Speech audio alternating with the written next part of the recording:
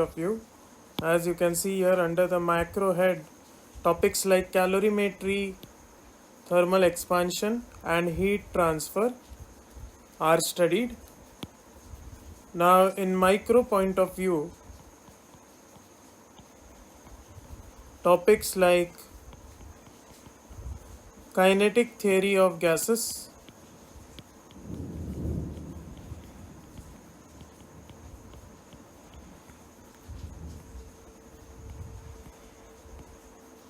and its extension to statistical mechanics is studied.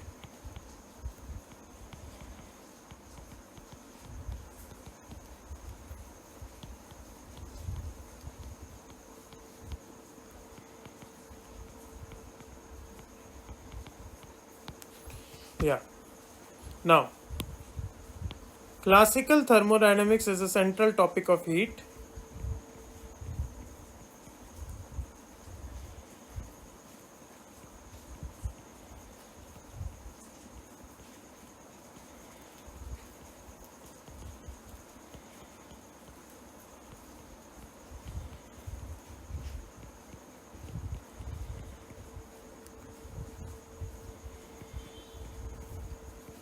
Which tries to combine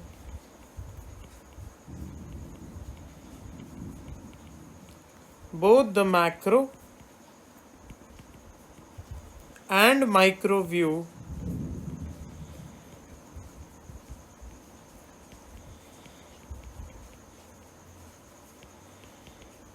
into one grand subject.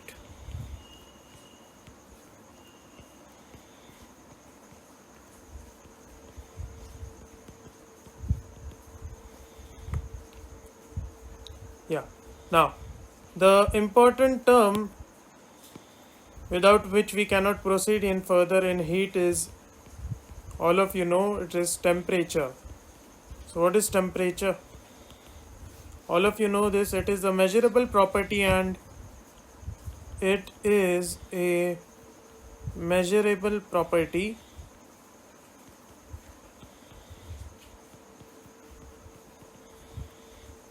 and represents the net kinetic energy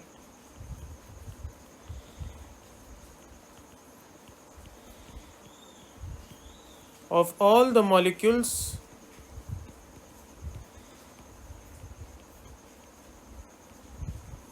of a body. The relation between temperature and kinetic energy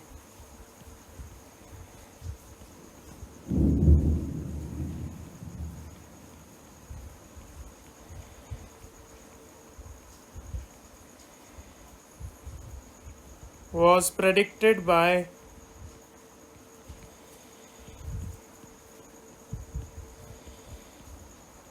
a scientist called as Maxwell.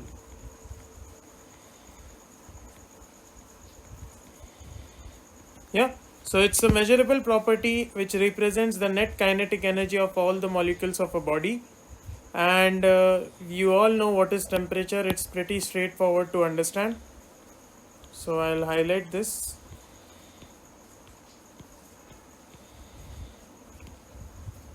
It is the relation between the temperature and the kinetic energy was predicted by Maxwell. Yeah. Now, let us try to understand what is heat.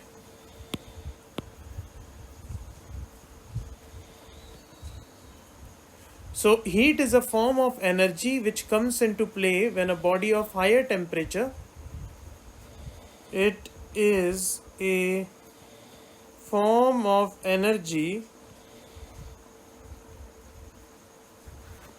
which comes into play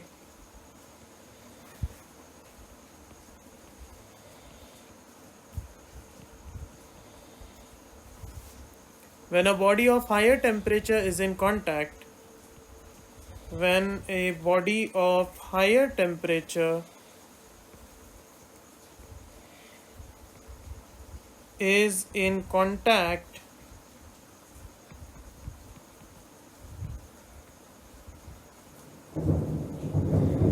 with a body of lower temperature.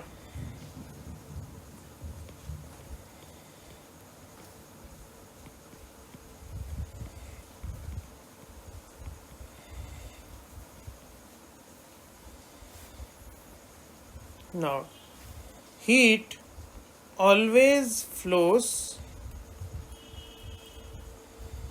from a higher body to a colder body. Heat always flows from higher temperature. That means you can see it as hotter body to lower temperature.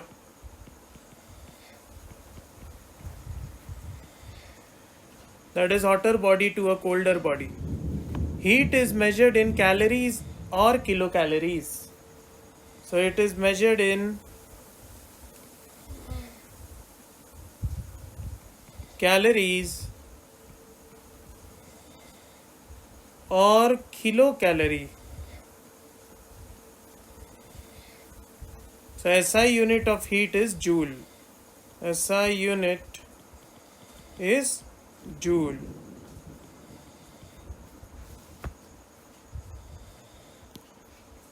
You might have noticed that if you are trying to boil a lot of water, it takes longer than if you only wish to boil a small amount of water. This is all because of something called heat capacity. Keep watching to learn more. Before we get into details, it is important to realize that there is a difference between heat and temperature. Temperature is a way of describing how hot or cold an object is and is measured in degrees Celsius, whereas heat is a form of energy and is measured in joules. The more heat transferred to an object, the more its temperature will rise. So heat and temperature are related, but they are not the same. So what is heat capacity? The heat capacity of a substance is defined as the amount of heat required to raise the temperature of a material by 1 degree Celsius. However, what's more useful for us to think about is the specific heat capacity of a substance. This is, as it says in the name, a little bit more specific. It is the amount of heat required to raise 1 kilogram of a material by 1 degree Celsius.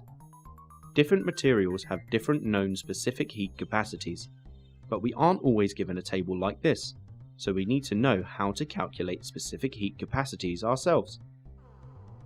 We have this equation, which can be written as symbols like this. The energy transferred is the heat energy absorbed or released.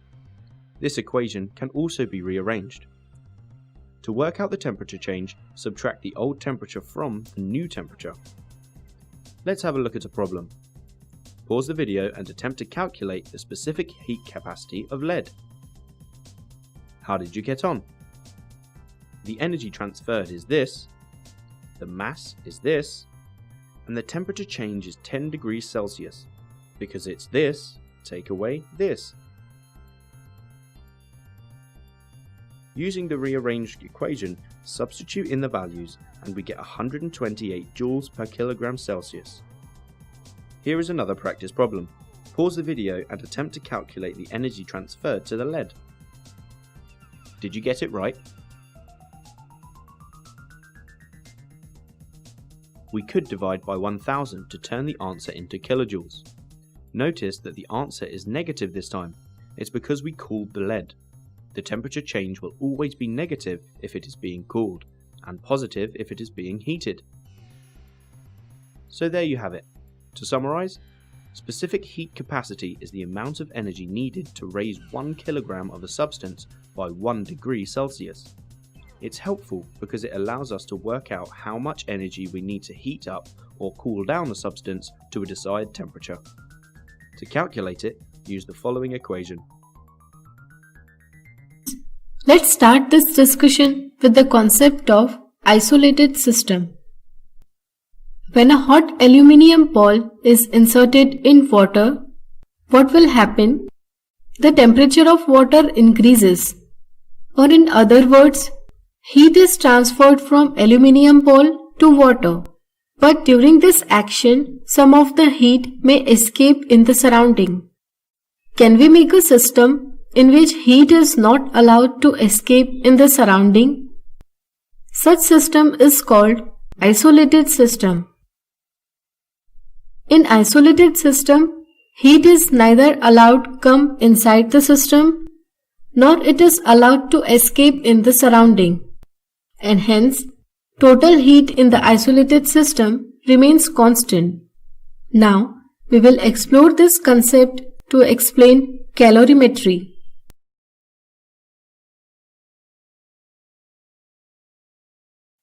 In general, calorimetry means measurement of heat. A device used for this purpose is called calorimeter. A typical calorimeter is shown in the figure. It is generally made of copper vessel containing water and a stirrer of same material. Whole assembly is kept in a wooden jacket containing heat insulating material such as glass wool, etc. The speciality of this box is that the outer layer acts as heat shield that does not allow heat to come inside the box. Hence, it provides thermal isolation from surrounding.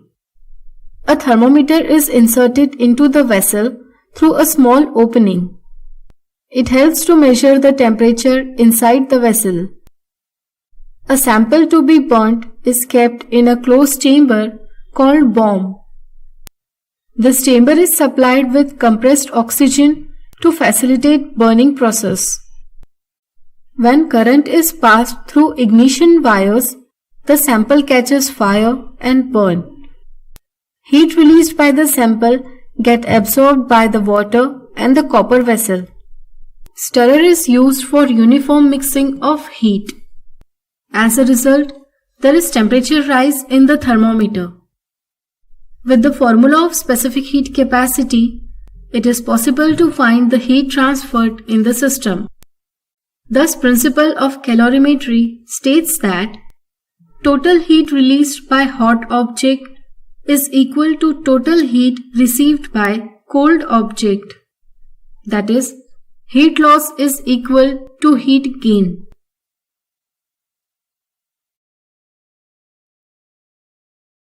Specific latent heat is defined as the amount of heat required to change 1 kilogram of a substance from one physical state to another without any change in temperature. So specific latent heat is the heat energy absorbed or given out when a substance undergoes a state change. For example, the heat energy absorbed when a candle burns and a solid wax melts. Two key things to note. Firstly, that specific latent heat is particular to state changes, so the specific latent heat to change ice to water is different to the specific latent heat to change water to water vapor. And secondly, that there is no change in temperature during this change of state. It remains constant. The temperature will only change once the state change has completed. As I said before, the heat energy is not used to heat up the substance, hence no change in temperature, but instead used to make or break the bonds that hold the molecules together. If we heat up a plastic fork to its melting point, see between points B and C on this graph. The heat energy it absorbs at its melting point is busy breaking the bonds between the individual plastic molecules. Once enough bonds between molecules have been broken, the fork will melt and become liquid plastic. Messy. After this point, if we keep heating up the melted plastic, a temperature rise will be detected. The temperature will keep rising up until the next state change, liquid to gas. At the vaporization point, the plastic would stop increasing in temperature whilst it transitioned to gaseous plastic. Once in the gas state, if we were to continue heating further, the gaseous plastic would, you've guessed it, rise in temperature. So breaking bonds is why the temperature does not rise or fall when a substance undergoes a state change. Remember I said earlier that it may take a different amount of heat energy to change a solid into a liquid than to change a liquid into a gas? For example, it takes 7 times more energy to turn liquid water into gaseous water than it does to melt ice into liquid water. This means a substance can have 2 specific latent heats. Now let's have a look at the maths. To calculate specific latent heat, we use this equation. This formula can be rearranged. The units of specific latent heat are joules over kilograms. Let's do a practice problem. Remember that specific latent heat of fusion is the energy required to make water to go from liquid from solid. Pause the video and attempt the problem before pressing play to see the answer. Did you get it right? That's a lot of heat energy. We could turn it into kilojoules by dividing by 1000. So in summary, specific latent heat is the heat energy transferred between 1 kilogram of a substance and its surroundings when it undergoes a change in state. There is no change in temperature, and we calculate it using this equation. We continue the activity of our last video. When the whole of the ice in the beaker gets converted into water, the temperature again starts rising. We let the heating continue. The temperature keep on rising till it reaches 100 degrees Celsius. At this point, water starts converting into vapor. This temperature, that is 100 degrees Celsius, at which water starts converting into vapor, is called boiling point of water. As the water keeps converting into vapor, the temperature remains stuck at 100 degrees Celsius. The temperature does not rise till whole of water gets converted into vapor. Let us see the whole process at the particle level. Since water is a liquid, the particles of water are loosely held with each other. The interparticle forces are not very strong. The heat energy supplied by burner is being absorbed by the particles to increase their kinetic energy. As a result, the vibrations of the particles increases. This increased kinetic energy shows itself up in the form of the increased temperature, which gets recorded by the thermometer. But once the temperature reaches 100 degrees Celsius, that is boiling point of water, the energy supplied by burner no longer gets absorbed by the particles. The energy now gets absorbed by the interparticle forces. As a result, the interparticle forces gets weakened and they do break. This energy which gets absorbed by the interparticle forces is called latent heat of vaporization. Remember, latent means hidden. It is called latent because it is hidden, as it does not lead to increase in temperature and thus does not get recorded by thermometer. Once the latent heat of vaporization leads to breaking of interparticle force, the particle becomes free to move like a gas. This is the conversion of water into vapor. One after another, interparticle forces break, leading to particles leave the water and move like a vapor. The temperature remains at 100 degrees Celsius till all the water gets converted into vapor. In the next video, we shall know about evaporation.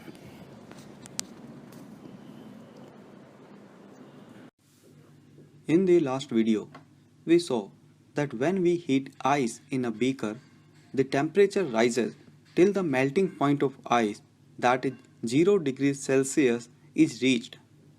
Once the melting point is reached, the temperature does stay at 0 degree till whole of ice gets melt into the water. Since the burner continuously supply heat energy, the question arises where that energy goes. To understand this, let us have a look at the particle level of ice. Since ice is solid, all the particles are well ordered and held by strong interparticle attractive force. However, particles keep vibrating at their place. When the energy is supplied to ice in the form of heat through burner, the particles absorb the heat and converts this heat into the kinetic energy for themselves. As a result, their vibration increases. This increased vibration gets recorded by the thermometer as increase in temperature. This happens till the melting point of ice is reached. As the melting point of ice is reached, the heat energy is now utilized to weaken the interparticle forces. One after another, the interparticle forces are weakened, leaving the particles free to move. This is the conversion of matter into liquid state. In this duration, the temperature does not rise, since all the heat energy supplied by burner gets utilized in weakening of the interparticle forces. Because of the weakened interparticle forces, the structure of the solid collapses and cannot hold its shape. This is the conversion of solid into liquid. Since during this conversion of solid to liquid, the kinetic energy of particles remains unchanged, the temperature also remains unchanged, that is at 0 degrees Celsius. During this phase of conversion of ice into water, the heat energy utilized for weakening of the interparticle forces is called the latent heat of fusion. This is called latent because latent means hidden, and this heat energy is hidden because it does not get recorded by the thermometer as it does not increase temperature. In exact terms, the amount of heat energy that is required to change 1 kilogram of solid into liquid at atmospheric pressure at its melting point is known as latent heat of fusion. We shall continue this activity further in our next video. Talking about here is how energy moves, specifically heat energy, and how it gets from point A to point B, whether it be here on the surface of the Earth, up in the atmosphere, or even out in space. Heat transfer occurs really in three ways, and these include conduction, convection, and radiation. Let's take a look at each of these, starting with conduction. This is heat transfer as a result of molecular contact. The best way to understand conduction is by thinking about an example. So here I have a metallic spoon, and I imagine holding a match underneath it. Now what we know is that that spoon is going to heat up, and not just the part of the spoon that's over the match, but rather the spoon as a whole. And the reason this happens is because of conduction. Energy from the flame is causing the molecules within the spoon to vibrate, and that's transferring energy from one to the next, to the next, to the next, until the entire spoon has warmed up. That heat has transferred throughout the entire material. Conduction is going to happen most effectively in solid materials. But let's not forget about convection and radiation. Let's look at convection. This is heat transfer through or as a result of density differences. Again, let's grab that match, and let's think about this for a minute. I think we all know it's probably not the best idea to hold your hand above an open flame like this, and that's because a lot of the heat energy generated by that flame is going to rise. That is purely because of the process of convection. You see, what's happening is the flame is causing the air to expand. And when it expands, it becomes less dense than the surrounding air and therefore floats upwards. And with it goes some of that heat energy. That's what convection is all about. And this is going to occur most effectively within liquids and gases. Finally, let's think about radiation. Radiation is heat transfer by wave motion. Let's pull that flame up one more time. I think we know that because of convection, heat is going to rise, but it's also going to travel outwards in the form of waves of energy, electromagnetic waves. And that's the third type of heat transfer. Radiation is really interesting in that it doesn't need a material for it to travel. So this can occur out in open, empty space. In fact, this is how energy travels from Earth's sun to the surface of the Earth. And so if we look back, we have our three types of heat transfer: conduction, convection, and radiation. And it's important to know the key word that goes with each one. For convection, it's going to be density differences. For conduction, it's going to be contact. And for radiation, it's going to be waves. We can sum all three types of heat transfer up in one diagram by looking at something as simple as a campfire. Imagine that you're camping and you hold a pot of water or stew above that flame.